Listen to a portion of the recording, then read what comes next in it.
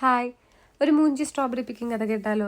അങ്ങനെ ഞാനും എൻ്റെ ഫ്ലാറ്റ്മേറ്റ്സും കൂടി ഇവിടുന്ന് ഒരു ഹാഫ് ആൻ അവർ ഡിസ്റ്റൻസ് ഉള്ള ഒരു സ്ട്രോബെറി ഫാമിലേക്ക്, അതും 1 മണിക്ക് ക്ലോസ് ആകുന്ന അവിടെ നമ്മൾ വീട്ടിൽ നിന്ന് 12:30 അങ്ങ് നേരത്തെ ഇറങ്ങി എല്ലാ ട്രാഫിക് ഇരന്ന് മേടിച്ച് അവിടെ എത്തിപ്പെട്ടപ്പോഴോ അമ്മാതിരി തിരക്ക്.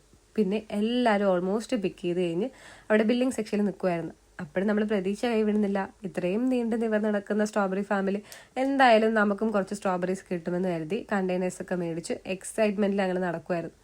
അവിടെ പോയപ്പോഴാണ് നമ്മൾ കാണുന്നത് അവിടെ സ്ട്രോബെറീസ് ഇല്ല ഗൈസ്. പിന്നെ നമ്മൾ നോക്കിയപ്പോൾ ഇപ്രാവശ്യം അവർ സ്ട്രോബെറീസ് മാത്രമല്ല അതർ ബെറീസും കൂടെ അവർ ഫാം ചെയ്തിട്ടുണ്ട്.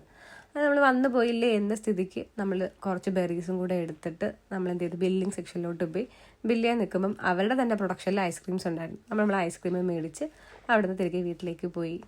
അപ്പോൾ അത്രയേ ഉള്ളായിരുന്നു അന്നത്തെ ദിവസം. Bye, take care.